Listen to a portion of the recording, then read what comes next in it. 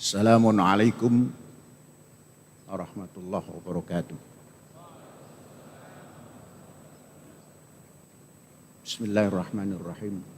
Wa bihi nasta'in wa ba'du. Saudara-saudara sekalian hadirin yang terhormat, wabil khusus kepada narasumber kita hari ini dalam simposium yang kita selenggarakan hari ini sampai dengan hari Jumat besok. Dalam pembukaan ini yang hadir ada narasumber 3 profesor. Yang pertama, kami atas nama seluruh penghuni Ma'had Az-Zaitun menyampaikan rasa hormat yang setinggi-tingginya kepada Bapak Profesor Dr. Yohanes Surya. Selamat datang Bapak. Semoga Bapak berkenan dan senang hati berada di kampus ini. Terima kasih. Yang kedua, pada narasumber kita, yakni Bapak Profesor Dr. Imam Suprayoko. Terima kasih Bapak atas kehadiran Bapak yang kesekian kali di kampus ini. Semoga Bapak tidak jemu untuk bersama-sama kami di kampus Az-Zaitun ini. Kemudian yang ketiga, Bapak Profesor Dr. Imron Arifin. Terima kasih Pak. Beliau punya keahlian kebijakan pendidikan. Terima kasih. Dan seluruh yang hadir, para peserta yang berjumlah lebih dari 2.000. Saudara-saudara, bagi kami acara simposium kependidikan seperti ini, kemudian peserta berjumlah lebih daripada 2.000, bahkan dekat kepada 3.000 orang. Ini sesuatu yang sangat menggembirakan.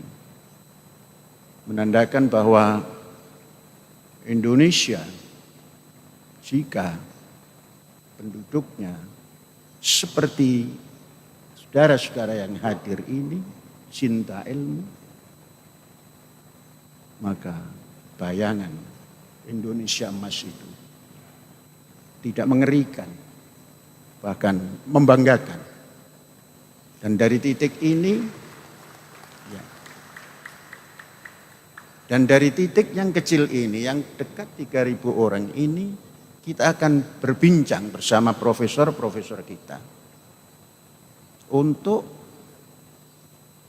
ikut menyumbangkan pandangan-pandangan kepada yang mempunyai kebijakan untuk menetapkan suatu kebijakan pendidikan di Indonesia. Saudara-saudara,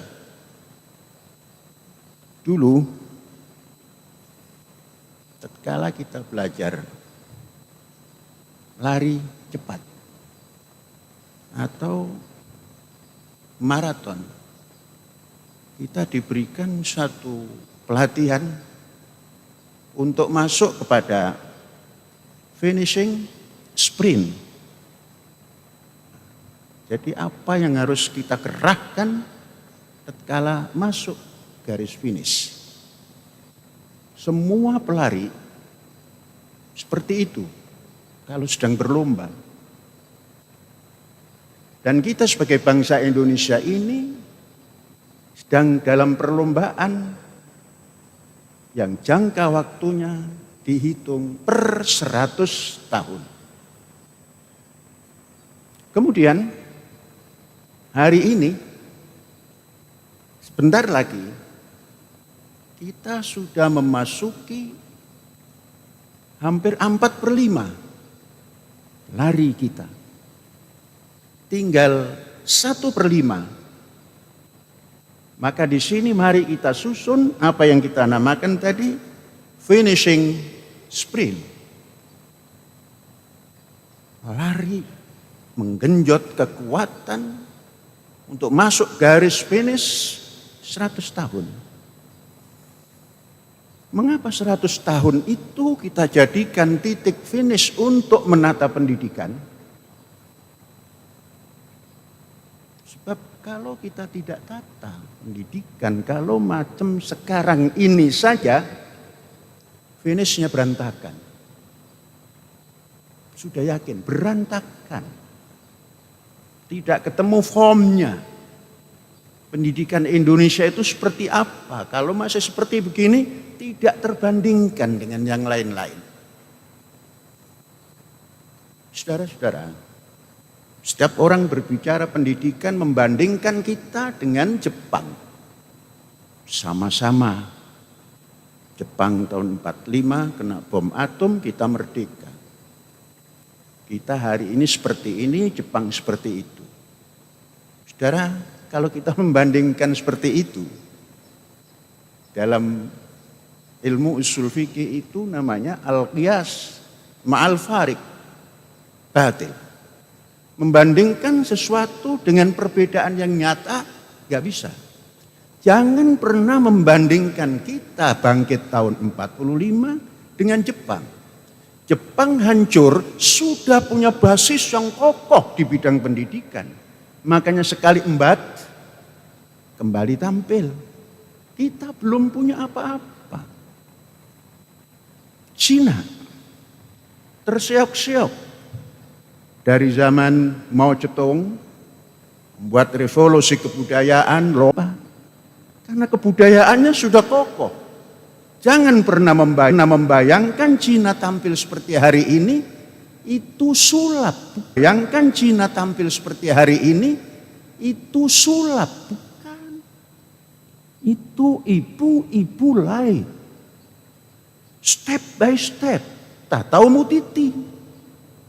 Ujungnya ya mutiti sampai. Itu kalau kita mau membandingkan seperti itu pada Indonesia, nggak cocok. Sekarang mari kita tengok Indonesia. Langkahnya selalu putus.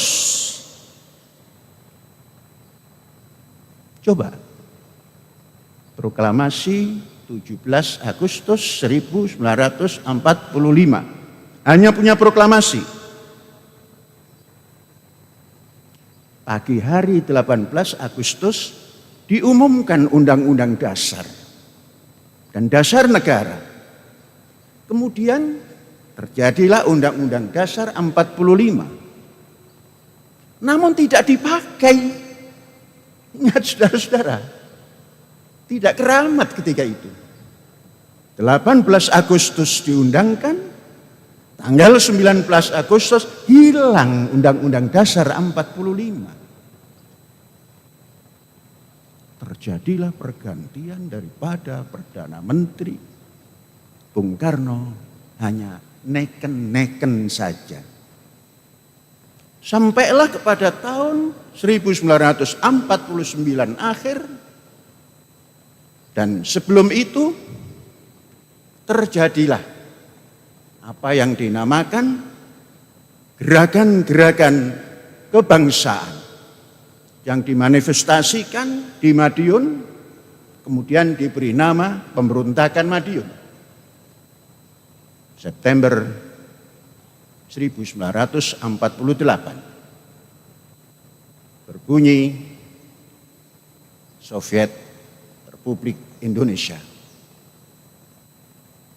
komunis. Hasil daripada perjanjian Rinville. Kemudian tidak terlalu lama, di tahun 49 tumbuh gerakan yang dihasilkan oleh putra bangsa Indonesia yang tidak setuju pada perjanjian Renville karena melarikan diri dari garis Van Mook, yakni daerah republik, dikecilkan. Tidak setuju dengan itu. Pernah kita mendengar proklamasi 7 Agustus 1949.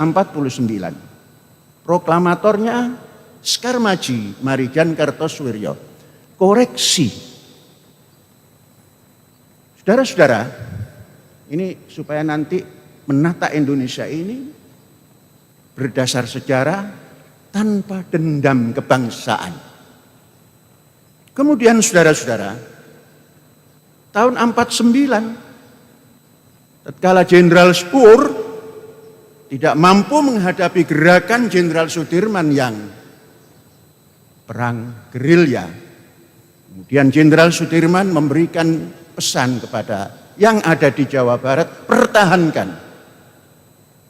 Maka Jenderal Spoor dan kawan-kawannya, ketika itu penguasa Indonesia adalah Van Mook dan satu lagi yang ahli keislaman itu, mengadakan perjanjian baru. Sampai Desember 27 terjadilah penyerahan kedaulatan. Penyerahan kedaulatan seluruh negara-negara yang diproklamirkan untuk menentang kemerdekaan, baik itu negara Jawa Timur, negara Madura, negara Sumatera, dan lain-lain, menjadi sebuah federasi. Negara penyerahan kedaulatan bukan diserahkan pada Republik Indonesia, tapi diserahkan pada negara serikat. Di luar apa yang diproklamirkan oleh Skarmaji Marijan Kartosoewirjo. Bergerak terus, baru pada tahun 1959 keluarlah dekret Presiden kembali kepada Undang-Undang Dasar 1945. Saudara-saudara, Partai Komunis yang memberontak di Madiun ikut pemilihan umum di tahun 55. Menjadi pemenang keempat setelah PNI, Masyumi, Nahdlatul Ulama, dan PKI. Saudara-saudara, dalam perjalanan Bung Karno mempunyai gayanya sendiri. Pada tahun 1962, proklamator daripada negara Islam Indonesia menyadari bahwa Undang-Undang Dasar 45 sudah kembali, sudah berjalan, maka menyerahlah dan seluruh apa yang namanya pesertanya atau pendukungnya kembali kepada Ibu Pertiwi. Ibu Pertiwi adalah Indonesia Raya yang diproklamirkan 1945, yang berdasarkan Undang-Undang Dasar 1945, yang dasarnya adalah Pancasila, berjalan. Setelah itu komunis tampil lagi, terjadi pemberontakan yang tak terselesaikan, baru tampil orde yang baru. Pak Harto berkuasa sampai 32 tahun. Mari dari sini kita mundur ke belakang. Bagaimana potret pendidikan bangsa Indonesia ketika itu? Sampai dengan 1966, bangsa Indonesia rata-rata pendidikannya belum selesai SD. Sampailah Pak Harto. Program pertamanya adalah membuat SD seluruh Indonesia disebar. 32 tahun Pak Harto belum mengangkat 32 tahun baru selesai daripada SD. Tidak ada bangsa Indonesia yang tidak tamat SD rata-ratanya. Saudara-saudara, tumbang Pak Harto, tampillah Undang-Undang Dasar 45 sampulnya. Isinya sudah bukan 1945.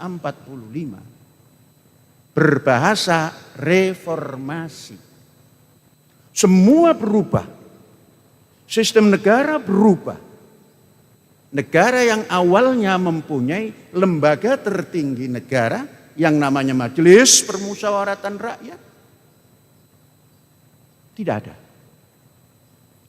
Sudah tidak ada lembaga tertinggi yang isinya orang-orang terpilih, yakni kerakyatan yang dipimpin oleh hikmat kebijaksanaan, manusia cerdik pandai, memimpin dan duduk di Majelis Permusyawaratan Rakyat dan memilih pimpinan negara.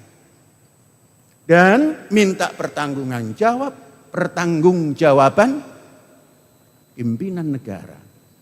Itu dihilangkan. Terjadilah situasi yang sampai sekarang dari 1998, katakan tahun 2002, perubahan total sampai sekarang 23 tahun lebih tanpa lembaga tertinggi. Program negara bagaimana? Program kampanye pemilihan umum. Siapa yang menang, jalan.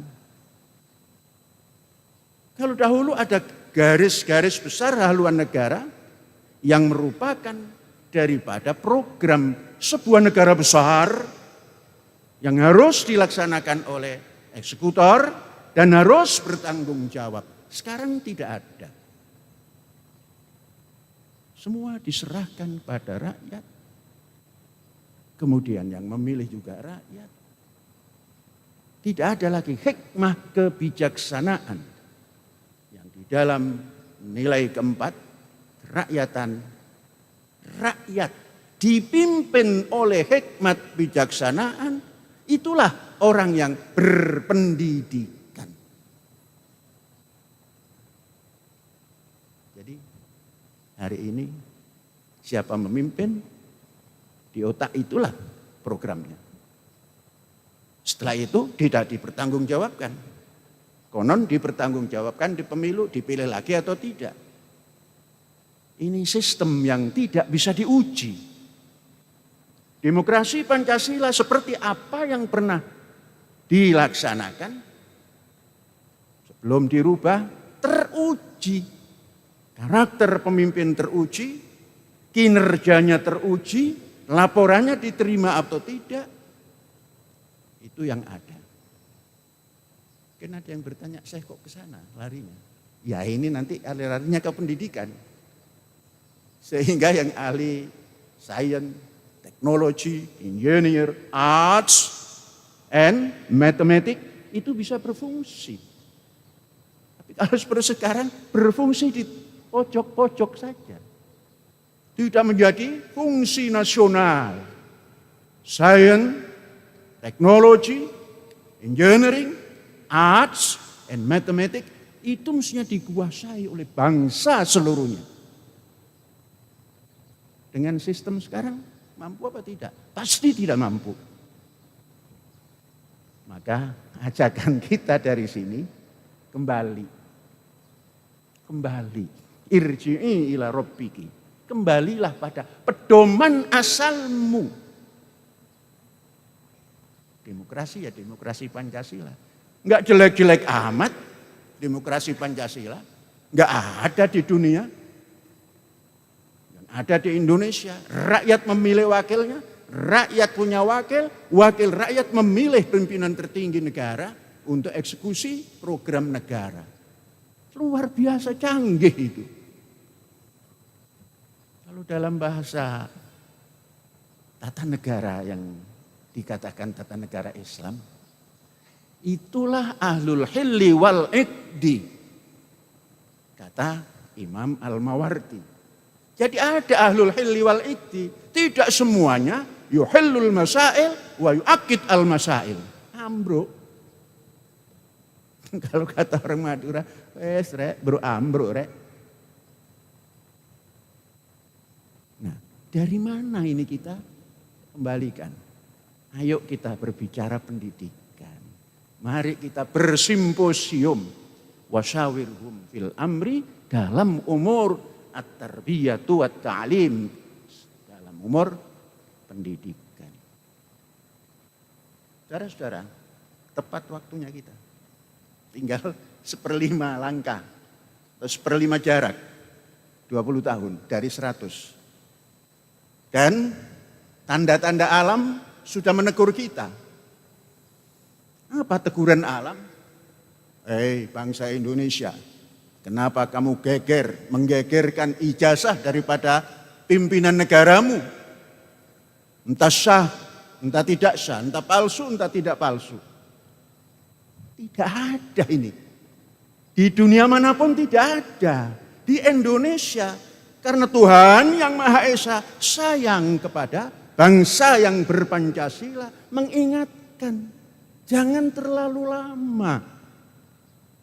Non pedagogik menjadi perbincangan seakan-akan itu pedagogik. Urusan-urusan ijazah itu kan non pedagogik, itu administrasi saja. Jadi perbincangan. Mumbul, yang satu didukung oleh preman, yang satu didukung dokter-dokter. Betul gak saya? Baca. Ini negara kita, ikuti. Tegur. Di Indramayu juga ada teguran. Seorang bupati sakarpe dewe meninggalkan negaranya tanpa izin siapa-siapa. Ini berarti hasil pendidikan abad 20 dan 1/4 abad 21 ini hasilnya seperti itu. Dari presiden sampai bupati dikritisi orang. Ini kinerja pendidikan nasional. Lantas harus bagaimana kita? Menata Indonesia bukan dari ekonomi. Bukan. Tidak sekedar teknologi. Bukan. Ayo kita tata pendidikan. Pendidikan yang mapan itu nanti yang bisa diserap oleh seluruh bangsanya. Dari Merauke sampai ke Sabang menyerap. Baru ekonomi tampil. Untuk menghadapi tantangan Trump, kalau sistem pendidikan ini sudah ditata, es no problema. Apa itu Trump? 4 tahun hilang. Diganti. Indonesia yang berpancasila ini minimal 10 tahun. Kalau mari kita rubah, dirubah nanti tapi tidak semerata-rata begitu. Pak, jangan 5 tahun, nanti kepingin 3 periode. Bagaimana kalau 1 periodenya 1 induk? Dan bisa dipilih kembali 1 kali. Kata orang Sunda kan sebuh hitam. Engap. 1 induk itu kalau paling sedikit 7 tahun, paling banyak 8 tahun. Lah kalau 2 kali 16 tahun. Teler.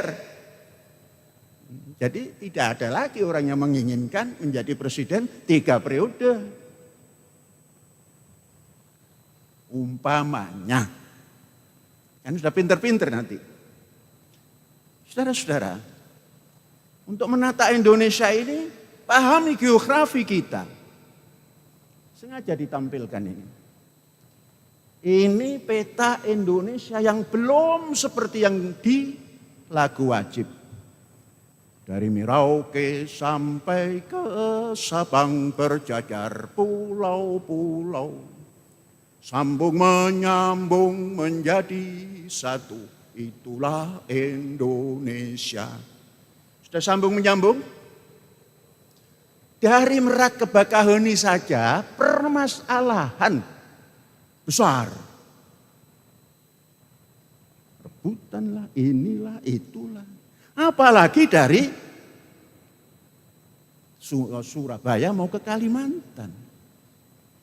Inilah yang ditawarkan pada anak-anak terdidik 20 tahun ke depan. Wahai putra-putri bangsa Indonesia, sambungkan. Buatlah seluruh pulau ini dilingkari oleh rel kereta api. Siapa yang membuat produk pendidikan yang sudah ditata ulang?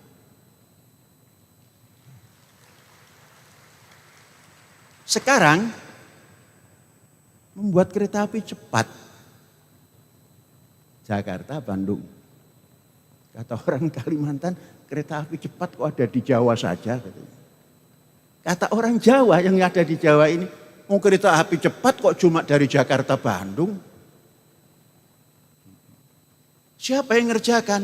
Dari negeri Cina.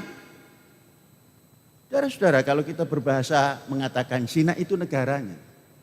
Di sini ada bangsa Indonesia, keturunan Cina, itu bangsa Indonesia namanya.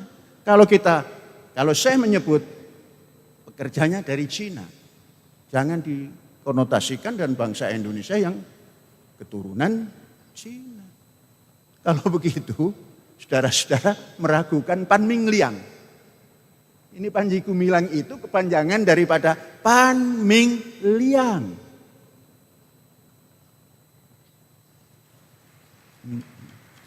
Yang datang dari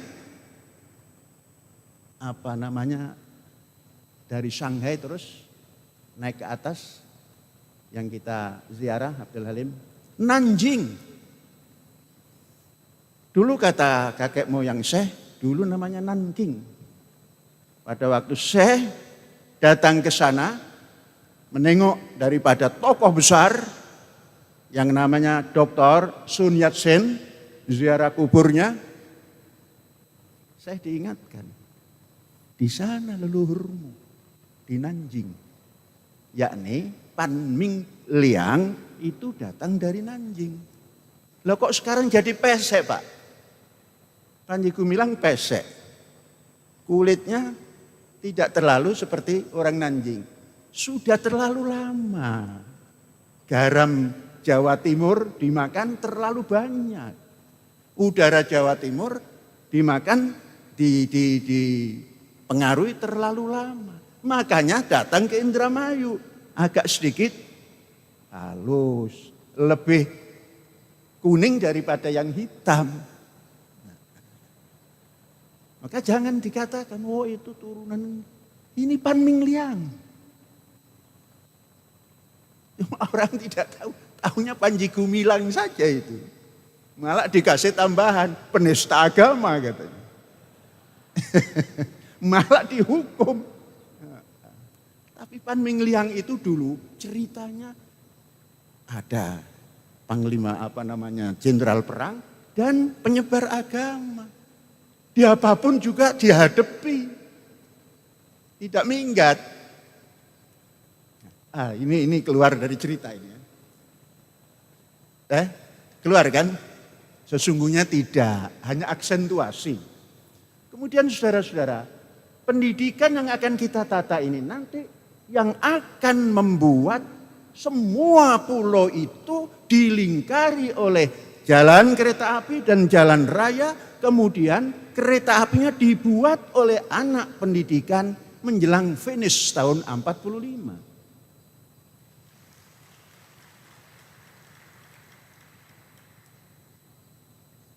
Kita memberi contoh negara yang sudah maju, Finlandia dan Singapura. Lah itu negara daratan semua.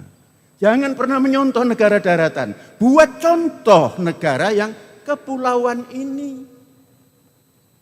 17.000 sampai 18.000 Indonesia terdiri dari pulau-pulau besar dan kecil.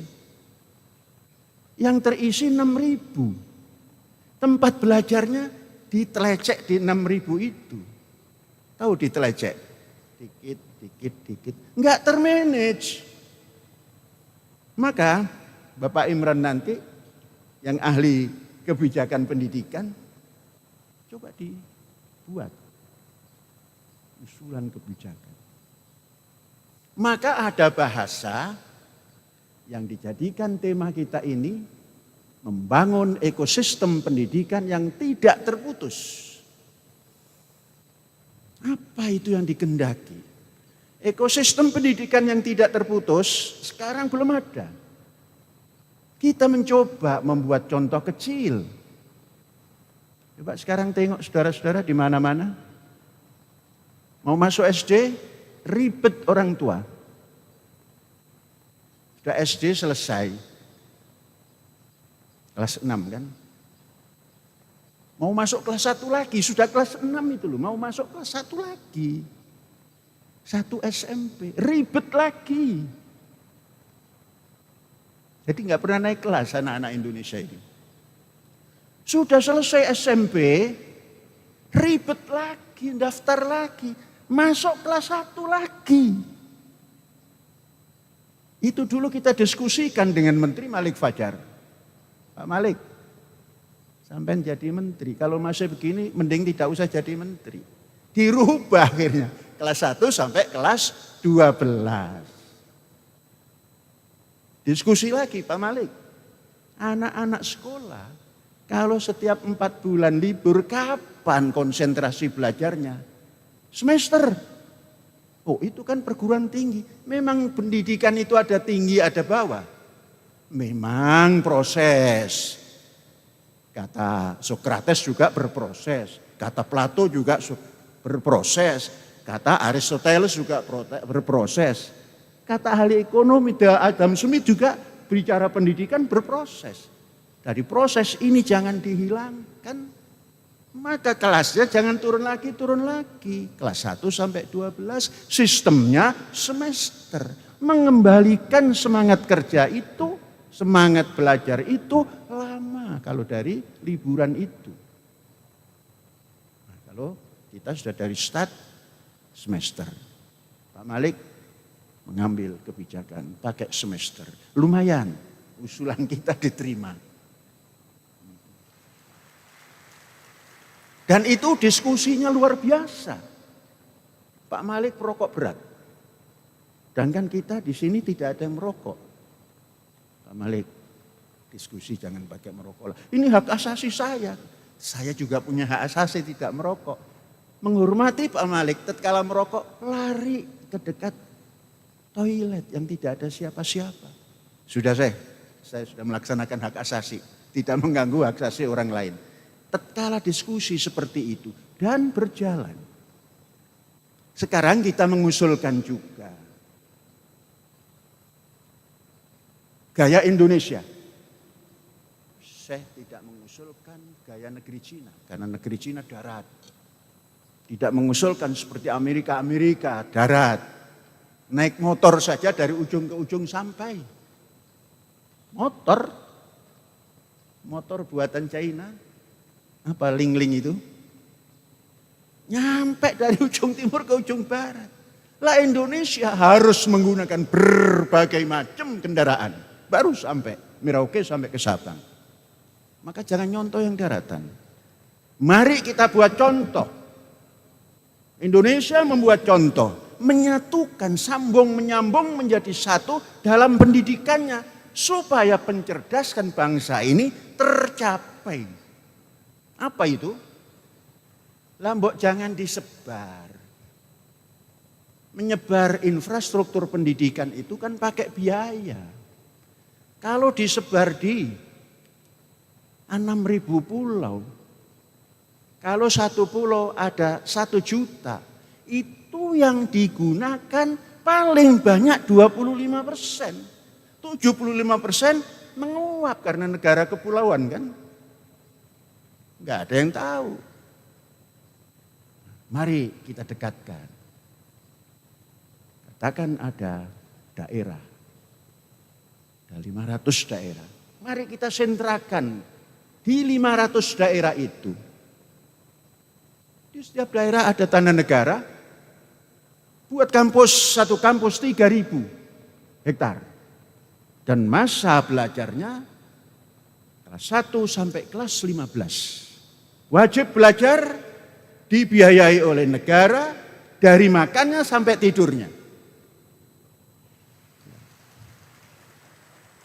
antara memberi makan siang bergizi gratis dengan memberi makan 3 kali dalam asrama yang terpadu sama.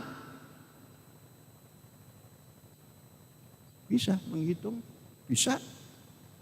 Nah, kita ini loh yang bukan negara, yang swasta ini makan 3 kali.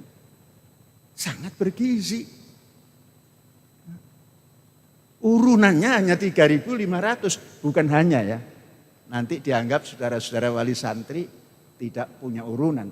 3.500. Mau di kurs pada 17.000, mau di kurs pada 1.000, sama saja. Bisa guru berjalan. Tapi gajinya kecil, sebentar lagi. Kalau ada guru di sini, doalah. Paling tidak itu $1.000 gaji Anda itu. Paling tidak. Walaupun di luar negeri banyak, awal. Ibu-ibu lain. Tak tahu kauhung. Pelan-pelan kita alami nanti ke atas. Tadi mutiti, kauhung. Kauhung itu kaluhur. Kalau saudara bisa bersama-sama menciptakan itu, tambah lagi. Ibu lain, tak tahu jengtung. Jengtung itu sudah gak ada yang melawan itu. Itu kata tokoh besar China. Siapa? Kongfucius. Selalu mengatakan begitu. Xiaotin, tumpahkan kasih sayangmu kepada sesama yang ada di bawah ini, di darat ini. Xiaoti yang di atas akan kasih sayang pada kita. Ditransfer oleh Nabi kita, irhamu man fil ardi, yarhamkum man fis sama. Itu ajaran Konghucu. Nabi Muhammad ngambil, irhamu man fil ardi, yarhamkum man fis sama. Nah, irhamu man fil ardi itu menata pendidikan. Di 500 titik tadi, biayanya sama daripada disebar ke 6.000 pulau. Jumlah peserta didik dari kelas 1 sampai kelas 15 itu 60 juta. Gurunya berapa? Jangan banyak-banyak, 10%. 6 juta. Kemudian pelaku didik yang lain selain guru 10%. Maka tambahannya dari pelajar 12 juta plus 60 sama dengan 72 juta dibagi 500. Tertata. Tidak ada ini anak orang kaya, ini anak orang miskin. Kalau hari ini kita buat satu pendidikan untuk anak miskin. Oh, potret bangsa Indonesia miskin kaya.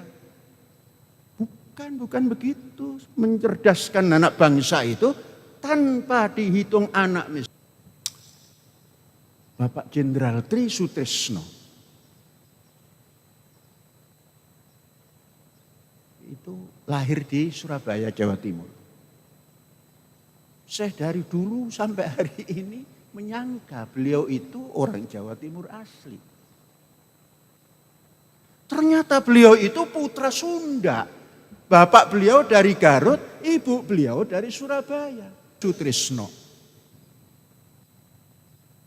Kemudian menjadi jenderal, menjadi wakil presiden.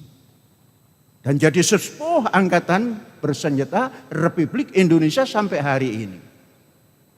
Itu supaya kita jangan membedakan orang kaya dan orang miskin. Kalau kategori sopir kendaraan di rumah sakit, ya tidak tergolong kaya raya lah. Tapi kok bisa jadi jenderal tanpa didorong-dorong oleh ayah bundanya. Karena ayah bundanya di Surabaya.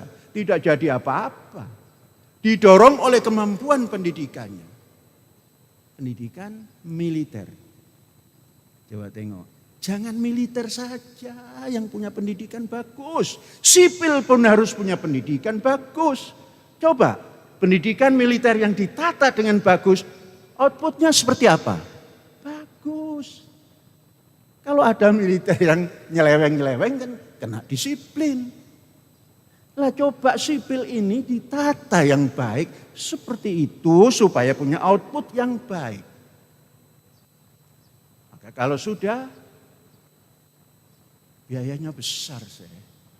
Kata siapa biaya kecil? Untuk membangun bangsa jangan ngitung biaya.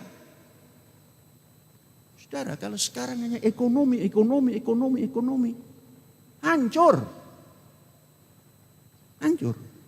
Ekonomi itu ngatur apa yang dimakan, apa yang dikeluarkan. Kalau pendidikan mampu menciptakan sains, teknologi, engineering, arts, and mathematics. Kalau pendidikan. Maka pemegang kebijakan pendidikan harus berani menata Indonesia melalui pendidikan. Kita sudah punya Pancasila, jangan pernah takut. Mental Pancasila, etika Pancasila, moral Pancasila, jangan pernah takut. Pendidikan Indonesia jangan dikelompokkan pada agama. Maka ke depan, Kementerian Pendidikanlah yang mengatur segala pendidikan, bukan kementerian lain. Ini karena kementerian semua ingin mengatur pendidikan. Kementerian Agama mengatur pendidikan. Maka namanya pendidikan agama. Orang Islam pun suruh belajar agama. Padahal agama itu tidak, agama apa itu? Kacau. Sedangkan orang Islam peradaban Islam, bukan agama Islam. Maka Pancasila tempatnya untuk membangun peradaban Indonesia. Jangan dipilah oleh agama.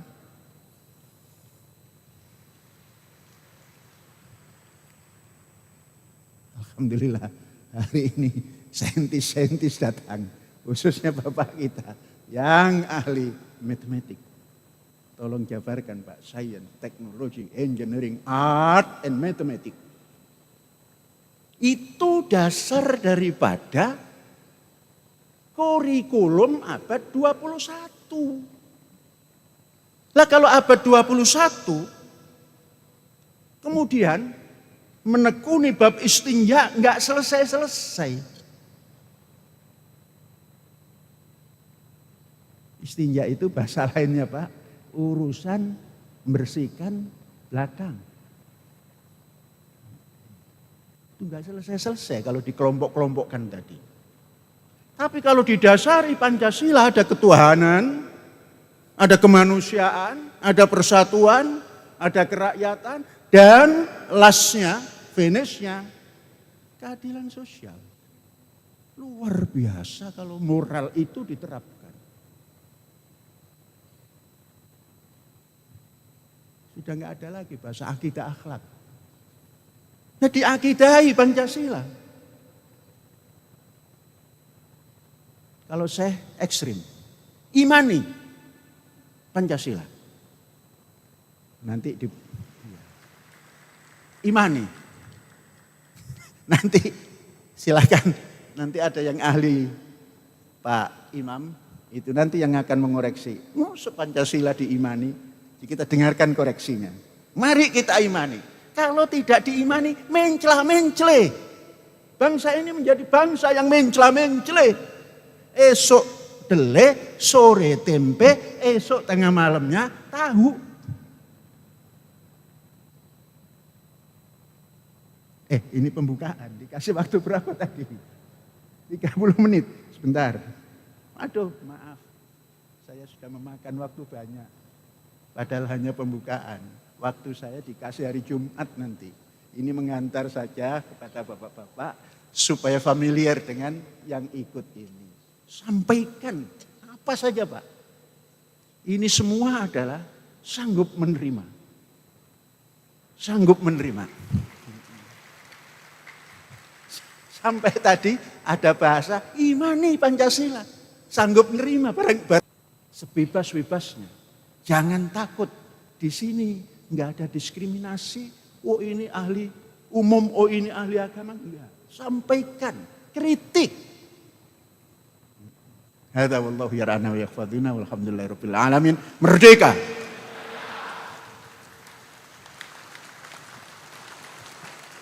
Sudah. Assalamualaikum. Ini nanti pelajari. Kenapa kok enggak assalam, kok salamun alaikum? Ya. Nitipkan satu saja. Salamun alaikum. Nah, sudah, nanti semua yang peserta simposium ini diskusi, kritik. Kok salamun alaikum bukan assalamualaikum gitu. Ya, ini. Titip ya. Assalamualaikum warahmatullahi wabarakatuh.